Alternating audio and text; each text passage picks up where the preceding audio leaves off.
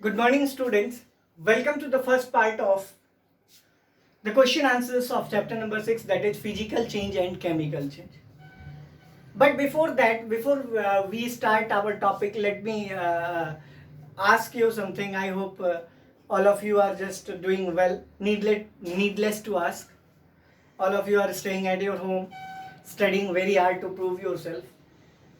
Students, each and everything that I teach you, जो भी चीज़ मैं आपको बताता हूँ, उनको अगर ध्यान से सुना जाए, उनको अगर ध्यान से समझने की कोशिश की जाए तो शायद सारी चीज़ें आपके समझ में आ जाएंगी। लेकिन फिर भी अगर आपको कोई डाउट रहता है या कोई भी चीज़ नहीं समझ आती तो आप मुझसे पूछ सकते हैं।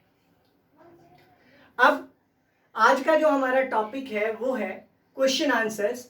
तो आज केवल हम कुछ सब्जेक्टिव क्वेश्चंस डिस्कस करेंगे।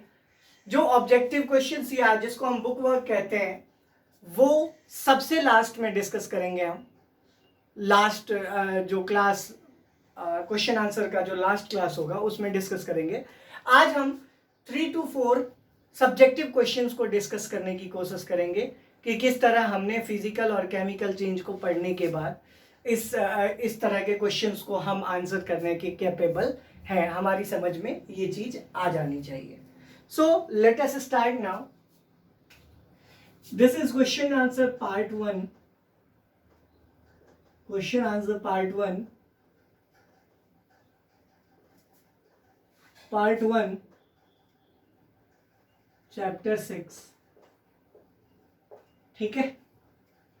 So, let us start now. अब हमें स्टार्ट करना चाहिए इसको। सबसे पहला क्वेश्चन जो हमारा है वो है क्वेश्चन नंबर 1 है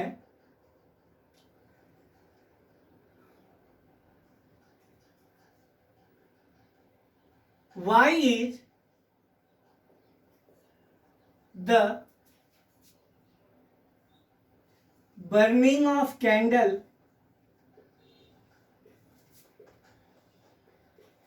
both a physical and chemical change? Means what कि बर्निंग ऑफ कैंडल जो है वो दोनों ही तरह के चेंज को नोटिस करता है। कौन कौन सा? फिजिकल और केमिकल। तो हमसे ये पूछ रहे हैं कि आप ये बताइए कि ये किस तरह से दोनों ही चेंज है, फिजिकल और केमिकल चेंज है। हम कहेंगे क्या कि बर्निंग ऑफ कैंडल जो है वो दोनों तरह का चेंज क्यों है, फिजिकल चेंज और केमिकल चेंज दोनों ही क्यों है। तो हम क्या कहेंगे कि अगर हम बर्निंग ऑफ कैंडल की बात करें, बर्निंग ऑफ कैंडल की बात करें तो देखिए यहां पर बेटा, अगर मान लो ये हमारा कैंडल था, ठीक है, तो ये जब बर्न करेगा तो बर्न करते समय ये वैक्स का एक लेयर अपने नीचे इकट्ठा कर लेता है, नहीं? वैक्स जिसको मोम कहते हैं। तो मोमबत्ती जब जलती है तो अपने नीचे वैक्स, ये जो है ये वैक्स है, क्या है? वैक्स। और वैक्स का एक जो पार्ट है वो नीचे इकट्ठा कर लेता है। तो हम जानते हैं, हमने पढ़ रखा है कि जब भी कोई भी चीज बर्न करता है तो वो कौन सा चेंज होता है? तो हमारे हिसाब से तो वो केमिकल चेंज होता है। तो यहां पर एक चीज तो पता है हमें कि burning of candle is a chemical change, ये हम जानते हैं कि बर्निंग ऑफ कैंडल क्या है? केमिकल चेंज है, क्योंकि हमने पढ़ा था कि किसी भी चीज को बर्न करना किस तरह का चेंज होता है। तो हमारा आंसर होगा केमिकल चेंज। बर्निंग कोई भी हो, किसी भी चीज की बर्निंग हो तो वो केमिकल चेंज है। लेकिन यहां पर पिघलकर वैक्स भी तो नीचे आ रहा है, नहीं आ रहा? मीन्स व्हाट कि जब भी हमने मोमबत्ती जलाई होगी अपने घर पे तो हमने ये नोटिस किया होगा कि मोमबत्ती के जलते ही क्या होता है, वैक्स भी जलने के बाद धीरे धीरे नीचे आने लग जाता है और वो गायब नहीं होता कहीं, वो नीचे ही इकट्ठा हो जाता है। इसीलिए हम कहेंगे क्या कि burning of candle is a chemical change, no doubt, but melting of wax पिघलना जो है वैक्स का, मेल्टिंग मतलब पिघलना होता है, melting of wax is a physical change. वो कैसा चेंज है बेटा? Physical change. देखो बेटा, जब भी हम बात करते हैं तो मैंने ये कहा कि बट मेल्टिंग ऑफ वैक्स, आप कहोगे सर मेल्टिंग ऑफ वैक्स तो कुछ दूसरी चीज है, वो तो बर्न नहीं है। लेकिन मेल्टिंग ऑफ वैक्स कब आता है? जब ये कैंडल बर्न करता है। आप अगर अपने घर में कैंडल को केवल रखते हो तो क्या उससे मोम पिघल कर नीचे आता है? नहीं आता है ना। वो तो तभी आता है ना जब हम उसको जलाने की कोशिश करते हैं। तो जलाने की वजह से चूंकि वैक्स नीचे आता है, इसीलिए बर्निंग ऑफ कैंडल किस तरह का चेंज हो गया? Chemical change. और वहीं पर मेल्टिंग ऑफ वैक्स जो हो गया वो किस तरह का चेंज हो गया बेटा? तो हम कहेंगे क्या कि मेल्टिंग ऑफ वैक्स जो है वो फिजिकल चेंज है। आई होप क्लियर हो गया होगा। तो जब हम इसके आंसर को लिखेंगे तो हम क्या कहेंगे?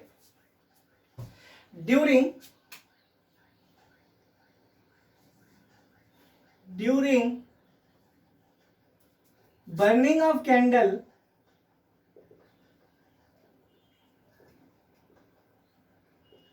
two types of changes take place.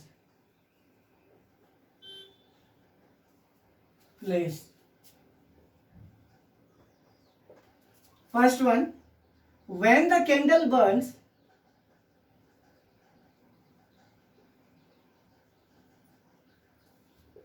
it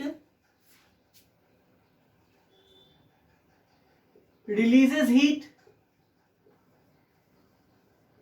and thus it is a chemical change.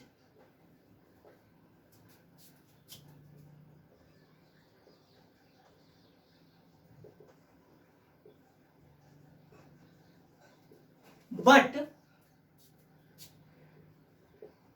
at the same time,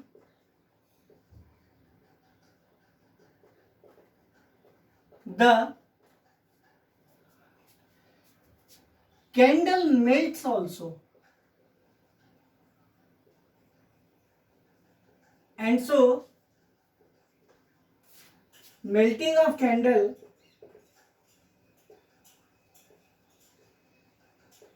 is physical change,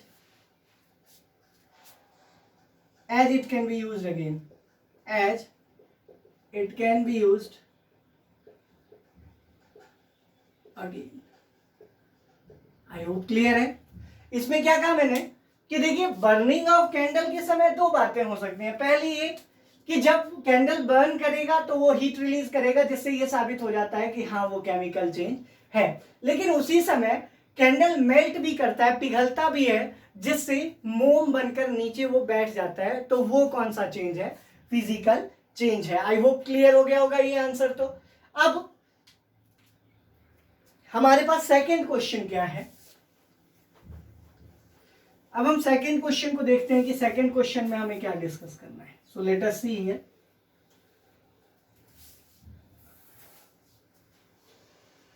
second question क्या है?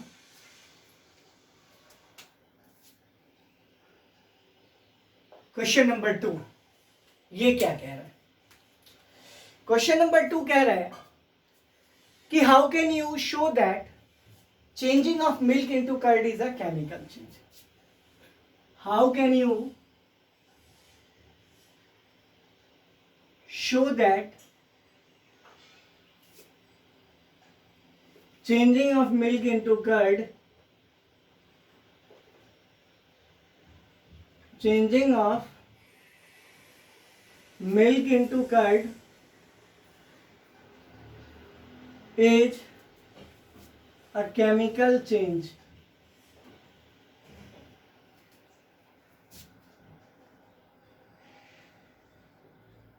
Question mark. क्वेश्चन ने क्या कहा? How can you show that changing of milk into curd is a chemical change. अगर हमसे कोई ये पूछेगा कि changing of milk into curd कैसे है केमिकल चेंज, या कैसे आप इसके बारे में ये कह सकते हो कि ये केमिकल चेंज होता है, तो हमारा आंसर क्या होगा? Changing of milk into curd is a chemical change. Milk का कर्ड में चेंज होना क्या है? केमिकल चेंज है। ये कैसे हम साबित करेंगे? तो हम कहेंगे क्या कि changing of milk into curd is a chemical change, it can be proved in the following ways. Means what? Answer के रूप में हम क्या लिखेंगे कि changing of milk into curd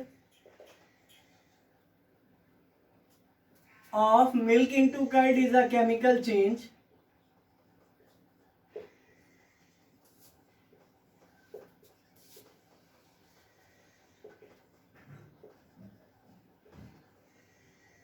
this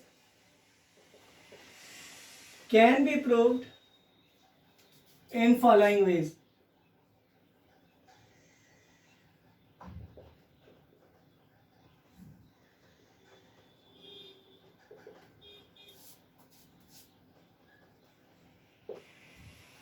This can be proved in the following ways. Changing of milk into curd is a chemical change.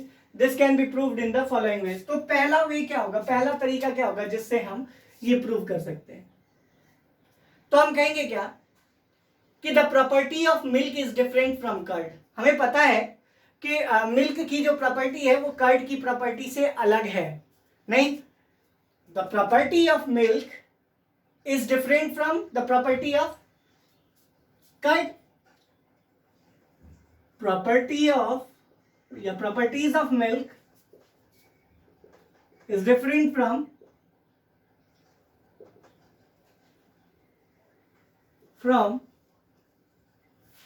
properties of curd.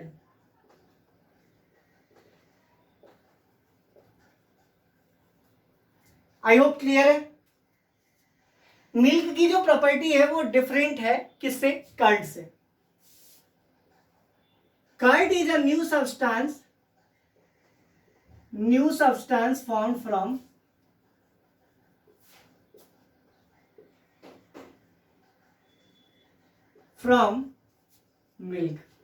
Milk से बना हुआ नया सब्सटेंस है। कौन सा?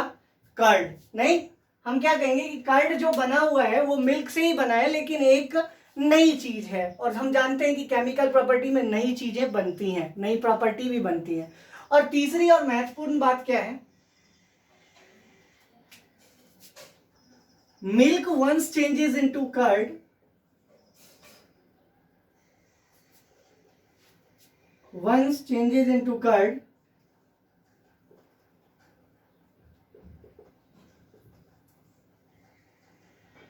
it cannot be brought back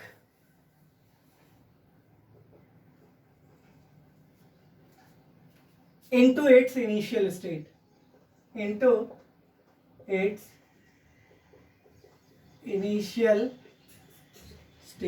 means what?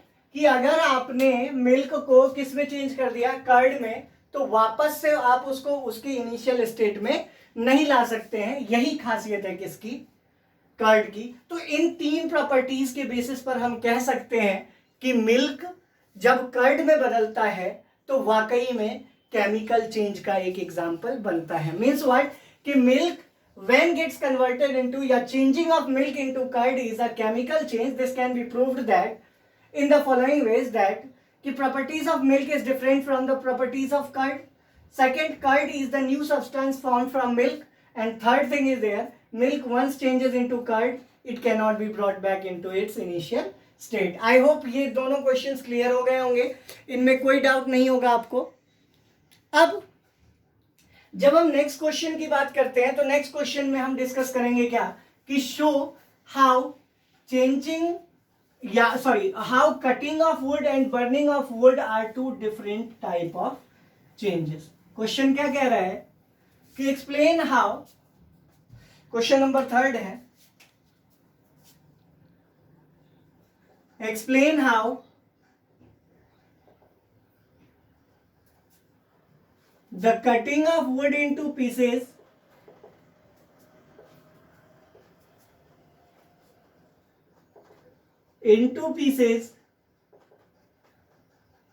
and burning of wood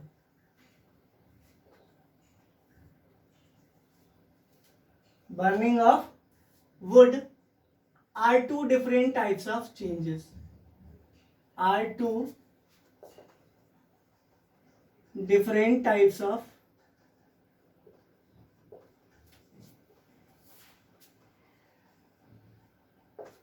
ठीक है। Question ने क्या कहा बेटा कि कटिंग ऑफ वुड और burning of wood are two different type of changes, लेकिन उसको आंसर करने से पहले हम एक कंपैरिजन देख लेते हैं cutting of wood and burning of would में। एक बार देखिए यहां ध्यान से, पहले लिखते हैं हम कटिंग ऑफ वुड और दूसरा लिखते हैं बर्निंग ऑफ वुड।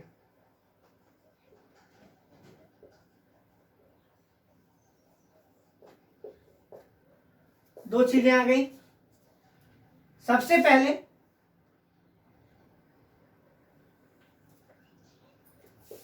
देखते हैं कटिंग ऑफ वुड, एक नया वुड है हमारे पास, इसको हमने काट दिया, no new substance is formed.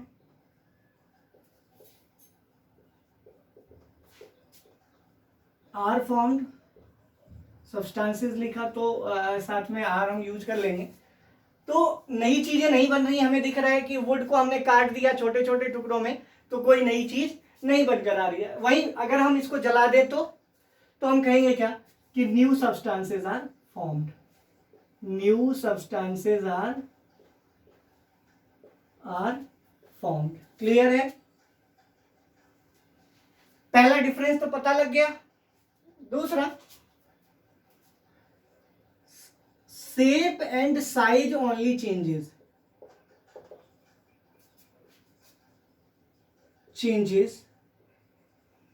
no new properties are formed, no new properties are formed।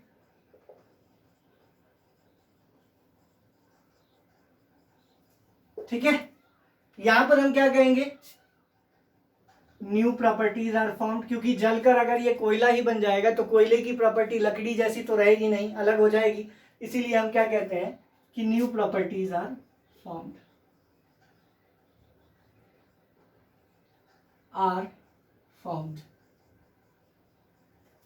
ठीक है ना। थर्ड पॉइंट क्या है हमारा?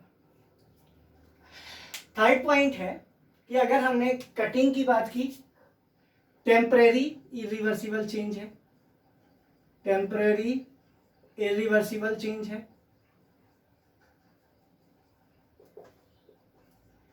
चेंज,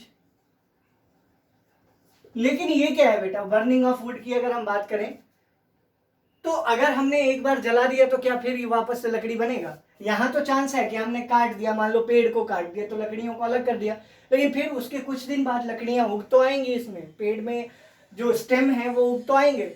लेकिन अगर हमने बर्न कर दिया वुड को तो क्या ऐसी पॉसिबिलिटी है? तो हम क्या कहेंगे, नो।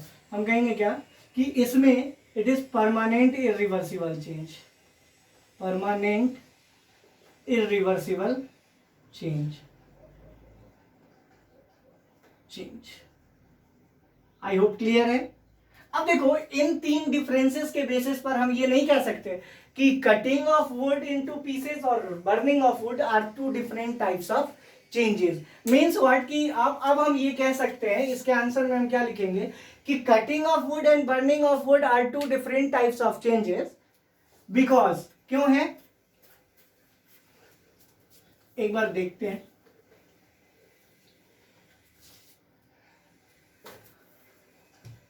हम क्या कहेंगे आंसर में, cutting of would and burning of wood are two different type of changes, are two different type of changes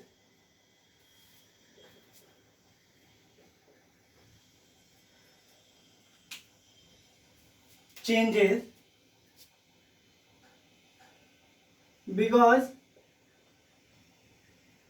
in cutting of wood no new substance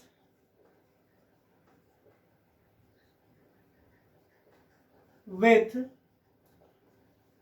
new properties are formed।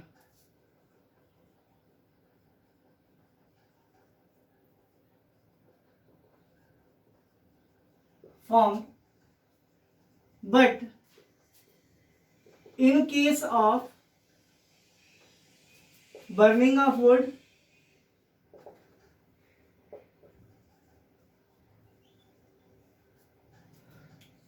new substance with new properties are formed. New substance with new properties are formed.